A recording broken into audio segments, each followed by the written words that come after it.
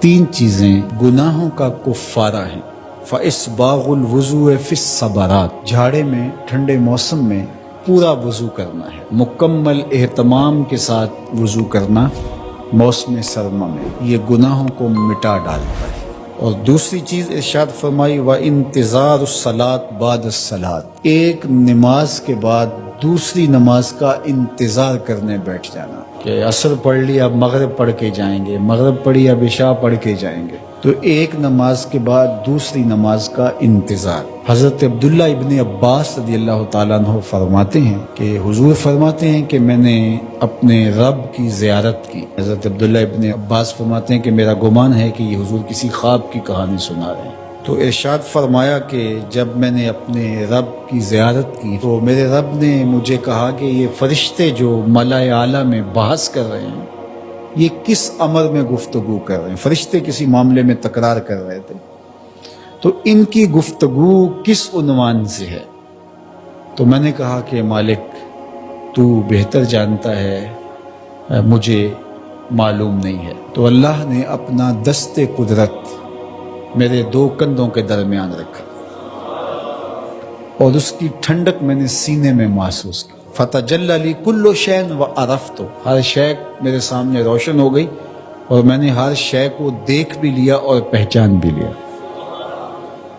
تو پھر میرے رب نے کہا کہ اب بتاؤ، تو ظاہر ہے اس کا دست قدرت میرے دو کندھوں کے درمیان آیا اور ہر شے میرے سامنے آ گئی۔ تو میں نے عرض کی یا اللہ یہ کفارات اور درجات کے بارے میں آپس میں بحث کر رہے ہیں، اور وہ کفارات کیا ہے؟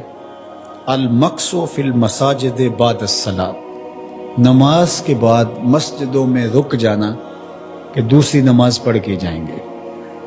اس پر فرشتے ملائے اعلیٰ میں عالم بالا میں بیٹھ کے گفتگو کر رہے۔ اللہ اکبر، یہ کتنا بڑا عمل ہے کہ جس پر فرشتے کہہ رہے ہیں بلے بلے، کیسے وہ لوگ ہیں جو ایک نماز کے بعد دوسری نماز کے لیے رک جاتے ہیں۔ اور ایک حدیث پاک میں آتا ہے صحیح بخاری میں، 7 اشخاص ایسے ہیں قیامت کے دن کڑکتی دھوپ میں جب کوئی سایہ نہیں ہوگا اللہ انہیں اپنے عرش کا ٹھنڈا سایہ عطا فرمائے۔ ان میں سے ایک وہ آدمی جس کا دل مسجدوں کے ساتھ جڑا ہوا ہے، مسجد کی حاضری اسے بہت پسند ہے۔ دوسرا والمشیو علی الاقدام الی الجماعات، جماعات کے لیے فرض نمازوں کے لیے مسجد کی طرف چل کے پیدل جانا، ہر قدم کے بدلے میں درجے بلند ہوتے اور گناہ معاف ہوتے ہیں۔ اللہ اکبر، یہ طلب کی گئی کہ دعا کیجئے کہ میرا گھر مسجد سے نیڑے ہو، تو کہا نہیں، تم جتنے قدم چل کے آتے ہو اتنے تمہارے گناہ معاف ہوتے، اتنا ہی تمہیں ثواب ہوتا ہے۔ تو یہ چل کر کے آنا گناہوں کا کفارہ ہے۔ تیسری چیز ارشاد فرمائی کہ وَإِسْبَاغُ الْوُضُوءِ فِي الْمَكَارِهِ، مشکل صورتحال میں وضو پورا کرنا، اور وہ سردیوں کے اندر مشکل ہوتا ہے کہ پانی بہت ٹھنڈا ہے، تو اس وقت بندہ کہتا ہے چلو ایک دفعہ بھی گزر ہو جائے گی، اگر ایک دفعہ بھی چہرہ دھو لیں گے وضو تو ہو جائے گا، لیکن سنت طریقے سے 3 بار ہی دھونا، اور 3 بار ہی جو ہے وہ پاؤں دھونے، اور 3 بار ہی باقی اعضاء دھونے، تو یہ مشکل ہوگا وضو میں ٹھنڈے پانی سے۔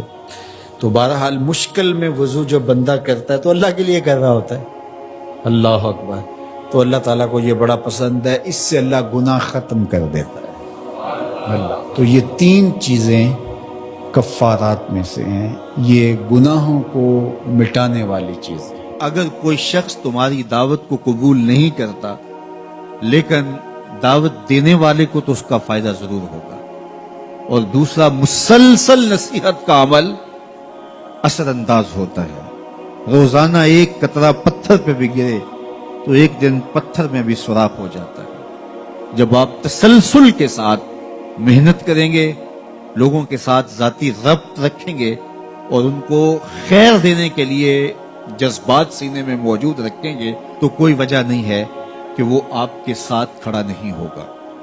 تو اس لیے معاشرہ خراب ہونے لگے تو اپنا کردار آپ کو ضرور ادا کرنا چاہیے، اور جہاں جہاں آپ کو خرابی نظر آ رہی ہو وہاں پہنچ کر کے اس راستے کو روکنے کے لیے عملی جدوجہد اور کوشش کرنی چاہیے۔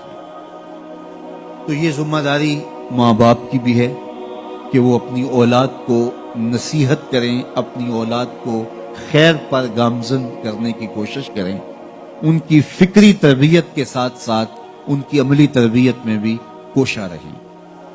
اگر والدین اپنی ذمہ داری سے دستبردار ہو جائیں تو پھر اولادیں جو ہیں وہ خیر نہیں حاصل کر پاتی۔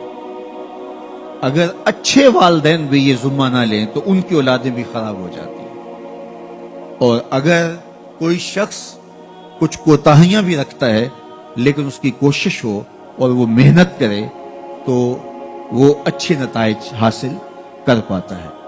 تو اس لیے سب سے پہلی ذمہ داری والدین کی ہے۔ اس کے بعد پھر استاد اور معلم کی ذمہ داری ہے کہ وہ لوگوں کو خیر اور اچھائی پر گامزن کرنے کی کوشش کرے۔